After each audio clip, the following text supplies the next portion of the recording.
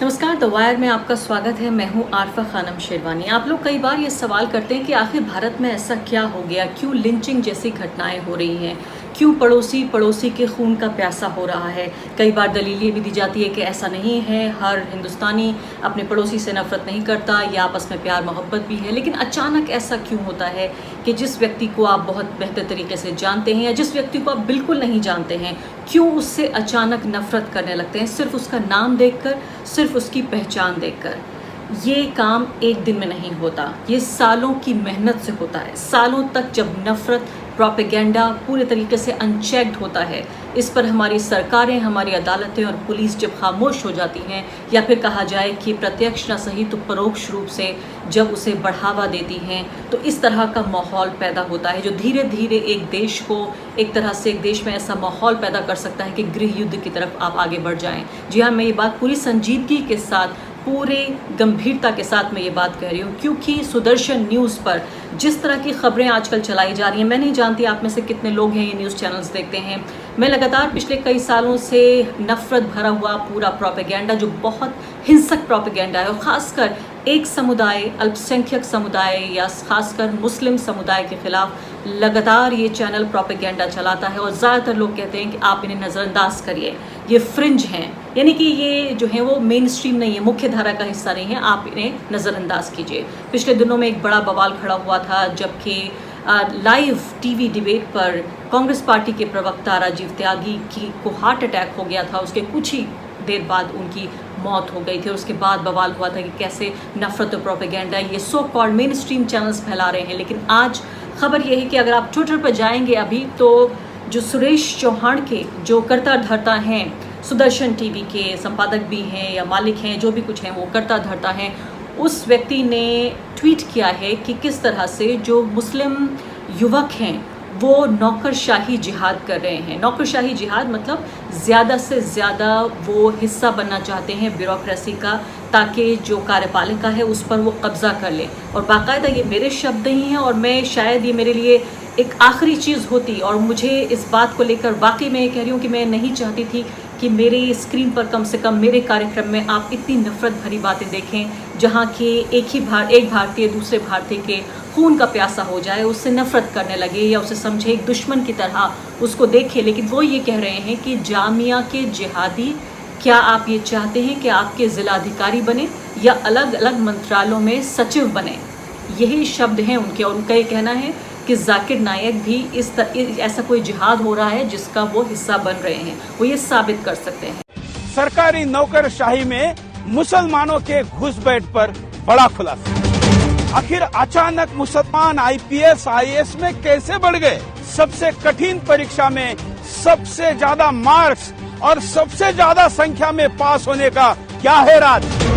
सोचिए, जामिया के जिहादी अगर आपके जिलाधिकारी और हर मंत्रालय में सचिव होंगे तो क्या होगा? लोकतंत्र के सबसे महत्वपूर्ण स्तंभ कार्यपालिका पर कब्जे का पर्दाफाश। तो इस तरह का ट्वीट वही कह रहे हैं कि कुछ ही घंटों बाद अब ये ब्रॉडकास्ट होगा। इसमें बाकायदा भाजपा के राज्यसभा के एक मेंबर हैं भाजपा से, उनको उन्होंने टैग किया है एक पोस्ट में। दूसरी पोस्ट में उन्होंने इसी तरह की यही पोस्ट है जो कार्यक्रम के बारे में एक टीजर देती है, कार्यक्रम के बारे में बताती है कि वो आने वाला है कार्यक्रम। उसमें उन्होंने नरेंद्र मोदी को, देश के प्रधानमंत्री को टैग किया है, और साथ ही राष्ट्रीय स्वयंसेवक संघ को उन्होंने टैग किया है। तो ऐसी कोई बात नहीं है कि वो छुप के करना चाहते हैं। उसको 5000 से ज़्यादा उनकी इस ट्वीट्स को लोगों ने रीट्वीट भी किया है। दर्जनों की तादाद में लोगों ने रिपोर्ट भी किया है ट्विटर को कि ये हेट स्पीच है। लेकिन उसके बावजूद भी ये 2 दिन लगभग गुजरने वाले हैं इस ट्वीट को, लेकिन अभी तक इसके खिलाफ कोई कार्रवाई न भारत की सरकार ने की है। अभी ट्विटर की नज़रों से भी ये दूर है। हाँ, ये ज़रूर हुआ है कि जो आईपीएस एसोसिएशन है उसने अपने आधिकारिक ट्विटर हैंडल से इसकी निंदा की है, कंडेम्ड किया है कि हमारे यहाँ इस तरह का कोई भेदभाव नहीं होता। और जो यूपीएससी है जो कि इन कैंडिडेट्स को सेलेक्ट करती है, उसकी पूरी संस्था पर, एक तरह से उसके पूरे काम करने के तरीके पर सवालिया निशान लगा दिया है, उसकी पूरी विश्वसनीयता पर सवालिया निशान लगा दिया है। इसके अलावा बहुत सारे ऐसे आईपीएस ऑफिसर्स हैं जो इस बात की निंदा कर रहे हैं और ये कह रहे हैं कि ये घोर सांप्रदायिक है और ये किसी भी तरीके से जो आईपीएस जो संस्था है उसको कहीं भी रिप्रेजेंट नहीं करती, उसका प्रतिनिधित्व नहीं करती। लेकिन आप ये सोचिए कि इस व्यक्ति की इतनी हिम्मत है, और ये आज की बात नहीं है, ये व्यक्ति सालों से ये प्रोपेगेंडा चला रहा है और धीरे धीरे इसी तरह के सांप्रदायिक प्रोपेगेंडे के सबब आप देखते हैं कहीं कम्युनल राइट्स होता है, कहीं पड़ोसी को मारने लगता है, कहीं लिंचिंग हो जाती है, कहीं जो है वो लॉ एंड ऑर्डर की इतनी बुरी स्थिति पैदा हो जाती है इन्हीं की वजह से। और इसका एक साफ एग्जाम्पल हमारे सामने है रवांडा का, जहाँ रवांडन जो रेडियो था उसने 90 के दशक में हेट प्रोपेगेंडा फैलाया, इस कदर फैलाया कि जो पड़ोसी था वो पड़ोसी के खून का प्यासा हो गया। और वहाँ जो नरसंहार हुआ, जन नरसंहार वहाँ पर हुआ, जिसमें रवांडा का जो रेडियो था उसकी एक ख़ास भूमिका थी, क्योंकि इस रेडियो को जिस वक्त उसको रोका जाना था उस वक्त उसको नहीं रोका गया।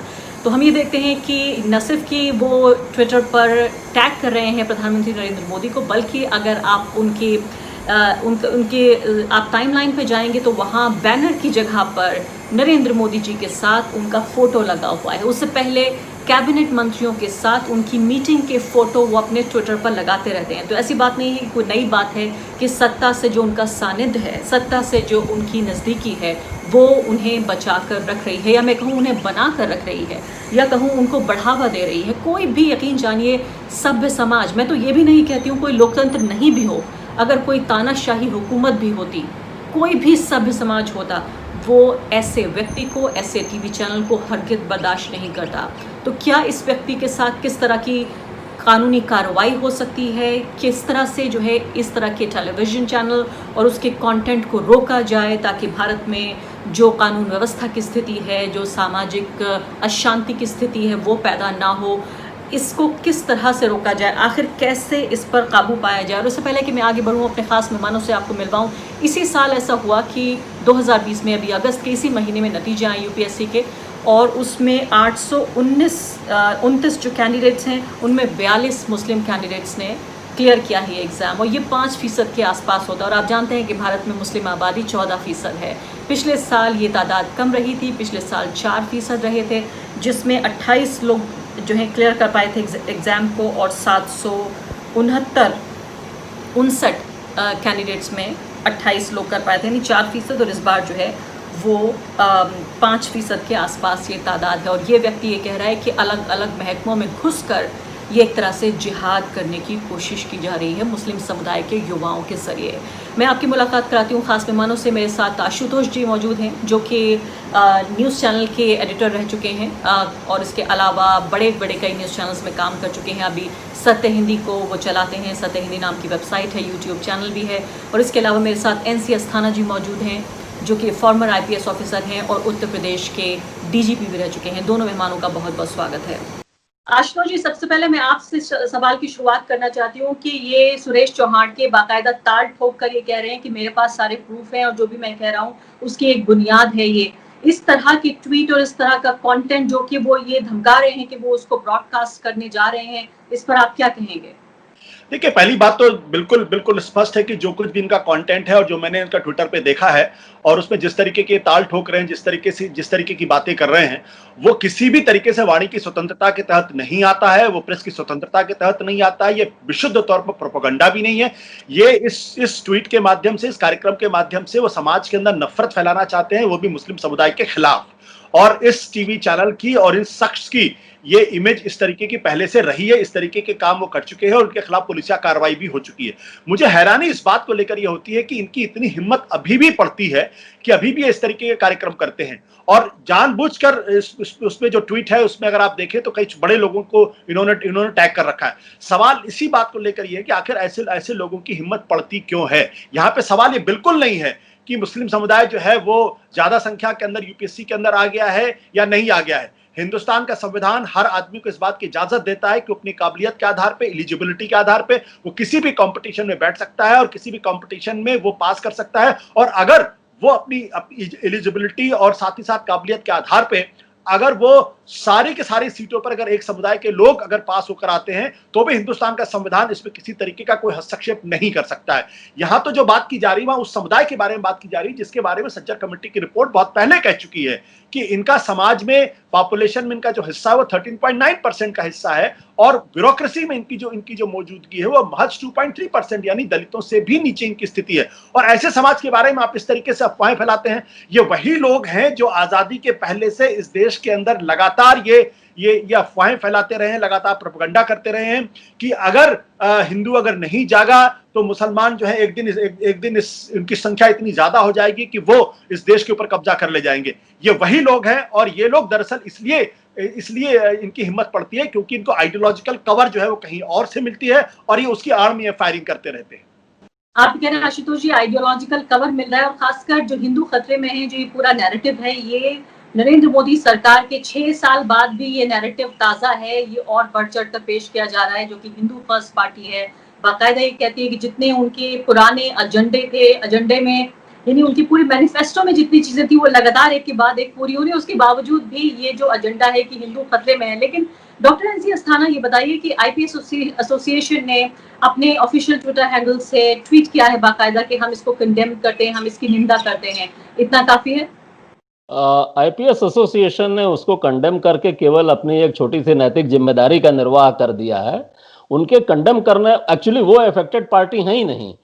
जो जहरीला प्रचार ये सज्जन कर रहे हैं उसमें सीधा सीधा आरोप तो यूपीएससी के ऊपर लगाया जा रहा है कि आप एक घुसपैठ करा रहे हो, आप एक षड्यंत्र का हिस्सा हो जिसके तहत मुसलमानों को, उनकी मान्यता यह है कि नाजायज तरीके से ब्यूरोक्रेसी में घुसाया जा रहा है। ये फैक्चुअली ही गलत बात कर रहे हैं। मैंने यूपीएससी की वेबसाइट से डाउनलोड करके जो आखिरी रिजल्ट आया उसको एनालाइज कर लिया है।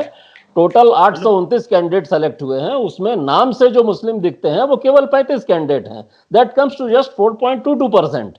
मुसलमानों का पॉपुलेशन में परसेंटेज लास्ट सेंसस में 14.2 है, तो ये तो अभी अपने पॉपुलेशन के परसेंटेज से भी तिहाई पे चल रहे हैं। तो इसमें तो जैसा कि आशुतोष जी भी बोल रहे थे कि वो 100% भी अगर आ जाता है तो मेरिट पे आ रहा है, आपको क्या एतराज हो सकता है? अगर आपको बहुत प्रॉब्लम है तो सरकार आपकी है, लेकिन यूपीएससी तो ऑटोनोमस बॉडी है, आप उसका पूरा का पूरा इंटरव्यू बोर्ड रिकॉन्स्टिट्यूट करवा लीजिए। पेपर भी तो आप ही लोग बनवाते हो, उनके ऊपर कैसे आरोप लगाया जा सकता है? यूपीएससी, आप हद से हद ये कह सकते थे कि भाई यूपीएससी में आजकल जिस तरह के सवाल पूछे जाने लगे हैं वो सवाल मतलब इर्रेशनल होते हैं, उनमें एक सवाल के 4 जवाब बन सकते हैं या डिबेटेबल आंसर हो सकते हैं, इस तरह का थ्योरेटिकल आरोप लगाया जा सकता है। लेकिन ये कहना कि किसी योजना के तहत जानबूझकर मुसलमान कैंडिडेट्स को सेलेक्ट किया जा रहा है, ये तो मतलब सरासर मतलब लिबेलस मैटर है। इसके ऊपर तो यूपीएससी और जामिया दोनों को। जी आशुतोष जी, ये पहली बार नहीं है कि ये व्यक्ति या इनका चैनल ऐसा कर रहा है। अगर आप कहीं भी चैनल इनका खोल के देख लीजिए, कभी पॉपुलेशन जिहाद की बात करते हैं, कभी कोरोना जिहाद की बात करते हैं, कभी मुस्लिम महिलाओं को निशाना बनाते हैं। ये सीधे सीधे जो रवांडन रेडियो का पैरेलल है भारत में, वही रवांडन रेडियो जिसने बाकायदा रवांडा के एक पड़ोसी को दूसरे पड़ोसी के खिलाफ खड़ा कर दिया था। मैं ये मान के चल रही हूँ कि इनका जो ब्रॉडकास्ट है, जो इनका कंटेंट है, अगर वो सत्ता पक्ष को पसंद भी आता है या उनका जो राजनीतिक एजेंडा है उसको आगे भी बढ़ाता है, उसके बावजूद भी आपको नहीं लगता कि ये कुछ ज्यादा ही इस हद तक हो गया है जहां लॉ एंड ऑर्डर की स्थिति पैदा हो सकती है, गृह युद्ध की स्थिति पैदा हो सकती है?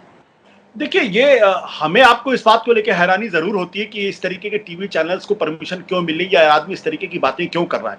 लेकिन अगर आप 1925 के बाद का अगर आप लिटरेचर पढ़ने लगे और उस लिटरेचर को अगर आप ध्यान से देखें तो दरअसल ये एक बहुत बड़े जो सामाजिक प्रोजेक्ट है उसका एक हिस्सा है। और उस प्रोजेक्ट में साफ तौर पे कहा गया कि हिंदुस्तान के मुसलमानों को 2म दर्जे का नागरिक बनाना है। लेकिन आज भी अगर आप इंटरनली इन लोगों से बातचीत करिए तो आपको बिल्कुल स्पष्ट नजर आता है कि उनकी सोच क्या है। उस सोच के तहत पिछले 6 सालों के अंदर काम हो रहा है।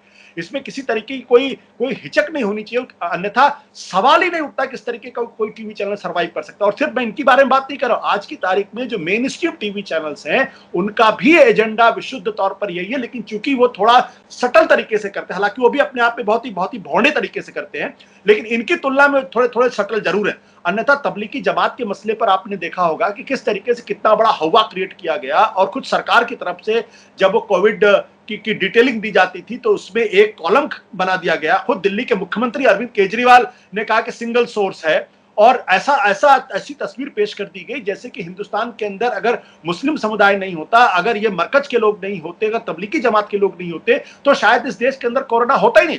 आज जब हम आपसे बात करें 75,000 कोरोना पेशेंट 24 घंटे में आ चुके हैं। ये किसकी वजह से है? दुनिया में किसी भी देश में एक दिन में इतने लोग नहीं आए। बॉम्बे हाईकोर्ट का फैसला स्पष्ट तौर पर कह रहा है कि सरकारें इनको बलि का बकरा बना रही। तो सवाल ये उठता है कि ये लोग कैसे प्रॉस्पर कर रहे हैं। अगर मैं आपसे 30 सेकंड और लूंगा, मैं कहना चाहूंगा कि जो आईएनबी मिनिस्ट्री की जो गाइडलाइन है, उस गाइडलाइन पर ये सारे टीवी चैनल आज से शुरू होने के कुछ दिनों के बाद बंद हो जाने चाहिए। जो ये ब्रॉडकास्ट एसोसिएशन हैं, जिसके अध्यक्ष अथॉरिटी है, जिसके अध्यक्ष सुप्रीम कोर्ट के पूर्व जज हैं, उनको ये सारी चीजें दिखाई नहीं पड़ती हैं। तो ये क्यों है? इसलिए है क्योंकि शायद एक तरीके का माहौल, एक तरीके का सत्ता पक्ष ऐसा है जो चाहता है इस तरीके की चीजें चले। लेकिन डॉक्टर अस्थाना, सत्ता पक्ष को उसकी सत्ता चाहिए। हम कह चुके हैं सत्ता पक्ष के लोग कि 50 साल तक हम सत्ता में रहेंगे। 50 साल तक जो सत्ता में रहेंगे वो इस तरह के रवांडन रेडियो के प्रोपेगेंडा के तहत, जहां पूरे समुदाय को दोयम दर्जे का नागरिक की जो लेजिटिमेसी है वही खत्म की जा रही है। मैं तो ये कह रही हूँ कि कहा यह भी जा रहा था पिछले दिनों में, बल्कि कुछ ऐसे भी लोग जो कि जिन्हें हम मॉडरेट कहते हैं, कि यानी साफ तौर पर वो सत्ता से जुड़े ना हो फिर भी राइट विंग को सपोर्ट करते हैं, राइट विंग आइडियोलॉजी को, वो लोग भी ये कहते रहे हैं कि अगर आपका पॉलिटिकल मार्जिनलाइजेशन हो रहा है तब भी आप पढ़ लिख कर डॉक्टर इंजीनियर बनने की कोशिश करिए, ब्यूरोक्रेसी का हिस्सा बनिए, उस सिस्टम का हिस्सा बनिए जो पूरे सिस्टम को चलाता है। यानी कि कहीं ना कहीं जो अपना क्लेम है अपनी नागरिकता पर, भारत के रिसोर्सेज पर, वो दोबारा रिक्लेम किया जाए। लेकिन अब जो ये जिस तरह की हरकतें देखने में आ रही है न्यूज चैनल्स की, आपको ये नहीं लगता कि जो एक अधिकारी है, जिला अधिकारी है या पुलिस अधिकारी है या फिर या सचिव है दूसरे मंत्रालयों में काम करने वाले, उनके भी काम करने के तरीके पर सवालिया निशान, इसके अलावा खुद वो व्यक्ति जो उस संप्रदाय से आता है और ब्यूरोक्रेट है, उसके भी विश्वास को कहीं ना कहीं धक्का पहुंच रहा है। प्रिसाइजली, न केवल विश्वास को धक्का पहुंचा जा रहा है, बल्कि उसकी पूरी की पूरी जो अथॉरिटी है उसी को अंडरमाइन कर दिया जा रहा है। मतलब उसको शुरू से अगर जनता के मन में ये फैला दिया जाए कि इनका तो सिलेक्शन ही फेयर नहीं हुआ, ये तो धांधली से या किसी षड्यंत्र के तहत घुस के आ गए, तो वो गरीब आदमी अथॉरिटी कैसे विल्ड कर पाएगा? और किसी भी रैंक पर, चाहे वो थाने के एसएचओ हो, चाहे स्टेट के डीजीपी हो, अथॉरिटी बिल्ड नहीं कर पाएंगे। और जैसा कि आशुतोष जी कह रहे थे, केवल चैनल बंद करा देने से काम नहीं होगा। ये क्रिमिनल प्रोसिक्यूशन का मैटर है। ये सीधा police incitement to disaffection act 1922 section 3 के तहत ये आता है। ये रिलेटिवली लेस नोन एक्ट है, लोगों का कानून ज्ञान आईपीसी पे खत्म हो जाता है, लेकिन ये एक्ट वेरी मच एग्जिस्टेंस में है, सेंट्रल एक्ट है। और इसमें डेफिनेशन में ये आता है कि ऐसा कोई कुछ भी करता है जिससे कि member of a police force जो है उसको अटेम्प्ट और induce to attempt withhold his services और commit a breach of discipline. अब यहाँ पे जो इस तरह की बात की जा रही है कि मान लीजिए 3,972 आदमी का आईपीएस का काडर है, उसमें जितने भी मुस्लिम आईपीएस ऑफिसर हैं उनको छोड़ के बाकी सब दूसरे समुदाय से हैं। उनके मन में ये भाव उत्पन्न किया जा रहा है कि जो मुस्लिम ऑफिसर हैं वो एक तो धांधली से वहां पे आ गए हैं, और दूसरा वो एक डिजाइन के तहत आ गए हैं कि वो आगे चल के ब्यूरोक्रेसी पे कब्जा कर लें और तुम्हारी नौकरी जो है इस तरह से, तुम्हारी पोजीशन जो है वो अंडरमाइन हो जाएगी या खतरे में पड़ जाएगी। तो उनकी जो एक्सपेक्टेड डिलीवरी ऑफ सर्विस है वो नहीं हो पाएगी, which comes with in this definition of withhold his services. आप किसी भी सर्विस में, एक पहली बात तो यह कि समुदाय को अलग करना ही नहीं चाहिए, सर्विस में ये एनविसाज ही नहीं किया गया है। आप एक समुदाय को अलग करके बोल रहे हो कि देखो तुम्हारी स्थिति जो है ठीक नहीं है, कुछ गड़बड़ हो सकता है तुम्हारे साथ। ये जो है सीधे सीधे प्रोसिक्यूशन का मैटर बनता है और यूपीएससी और जामिया दोनों को इसका कॉग्निजेंस लेना चाहिए। इफेक्टेड पार्टी आईपीएस एसोसिएशन नहीं है, इफेक्टेड पार्टी यूपीएससी और जामिया है। जामिया के जिहादी बोला जा रहा है। इस तरह की कोई नजीर आपको पहले मिलती है कि जहां बाकायदा किसी अधिकारियों के, ब्यूरोक्रेट्स की पहचान पे ही सवाल उठा दिया गया हो? ये मैंने एक उदाहरण में दे सकता हूं कि नॉर्थ ईस्ट में ये सिचुएशन उठ चुकी है। पर्टिकुलरली एक बार जब इम्फाल का ब्लॉकेट किया गया था, मणिपुर का नागालैंड के साथ पुराना विवाद है, क्योंकि वो जब नागालिम की मांग करते हैं तो उसमें मणिपुर का हिस्सा भी आता है। उस वक्त मणिपुर पुलिस के समक्ष ये एक समस्या खड़ी हो गई थी कि किस एथनिक ग्रुप के अफसर को आगे किया जाए उससे टैकल करने के लिए, क्योंकि मणिपुर पुलिस में नागा ओरिजिन के लोग भी हैं, जो वहाँ के वैष्णवाइट मेतई हैं वो भी हैं, ट्राइबल ऑरिजिन के लोग भी हैं, कुकी भी हैं, क्रिश्चियन भी हैं, और बाहर के लड़के भी हैं जो नॉर्थ इंडिया और साउथ इंडिया से गए हुए हैं। तो इस तरह की कॉम्प्लेक्स सिचुएशन वहां पे उत्पन्न हो चुकी है। लेकिन चूंकि मुस्लिम ऑफिसर्स तो पूरे देश में फैले हुए हैं, इसलिए जब उनकी निष्ठा पे या उनकी योग्यता पे इस तरह से सवाल खड़ा कर दिया जाएगा तो उनको अपना काम करने में दिक्कत होगी। काम ही क्या करना है, फाइल पर लिखने तक में दिक्कत होगी कि कल कोई उसके ऊपर भी उंगली ना उठा दे। ये तो मतलब गर्दन पकड़ लेने वाली बात हो गई। आशुतोष जी, मैं बताइए मुझे कि अब होना क्या चाहिए। आप बाकायदा एक टीवी चैनल के संपादक रह चुके हैं, अभी भी आप एक वेबसाइट, यूट्यूब चैनल, बाकायदा एक नेटवर्क चलाते हैं। होना क्या चाहिए, क्योंकि प्रेस फ्रीडम हम ये भी नहीं चाहते कि सरकार या पुलिस जो है वो प्रेस फ्रीडम को यहाँ दबा दे और फिर दूसरी जगह जहाँ उससे फेवरेबल ना लगे अपना कवरेज वो वहां दबाने की कोशिश करे। क्या होना क्या चाहिए?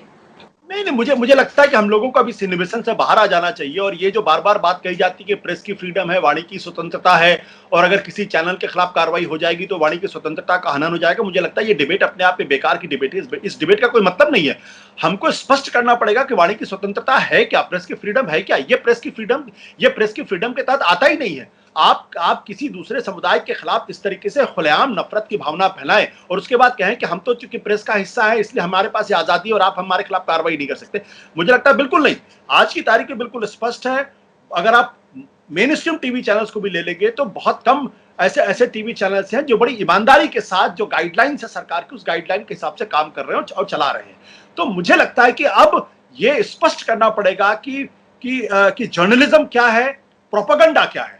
और जो लोग जर्नलिज्म की आड़ में प्रोपेगेंडा कर रहे हैं, नफरत फैला रहे हैं, जहर का वातावरण पैदा कर रहे हैं, उनको प्रेस फ्रीडम के तहत किसी तरीके की अगर स्वतंत्रता की कोशिश भी करते हैं तो उनको एक्सपोज किया जाना चाहिए। और दूसरी बात, फौरन इस टीवी चैनल की का जो लाइसेंस है रद्द होना चाहिए। इस आदमी के खिलाफ एफआईआर दर्ज होनी चाहिए। इस आदमी को गिरफ्तार किया जाना चाहिए। बहुत बहुत शुक्रिया आप दोनों मेहमानों का। उम्मीद हम ये करते हैं कि सभ्य समाज में कोई भी ऐसी चीज, ऐसी बात जो पड़ोसी को पड़ोसी के खिलाफ, जो नागरिक को नागरिक के खिलाफ, जो नागरिक की पूरी जो वैधता है, जो उसकी लेजिटिमेसी है, उस पर सवाल करने वाली कोई भी ताकत, कोई भी आवाज उसकी सभ्य समाज में जगह न हो। उम्मीद हम ये करते हैं कि इस व्यक्ति को, उसके चैनल को फौरन सस्पेंड किया जाए और इनकी जगह सिर्फ और सिर्फ जेल की चारदीवारी में हो। बहुत बहुत शुक्रिया आप दोनों मेहमानों का।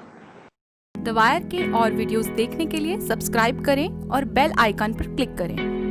स्वतंत्र पत्रकारिता की आर्थिक मदद करने के लिए डिस्क्रिप्शन में दिए गए लिंक पर जाएं और अपनी राशि चुनें।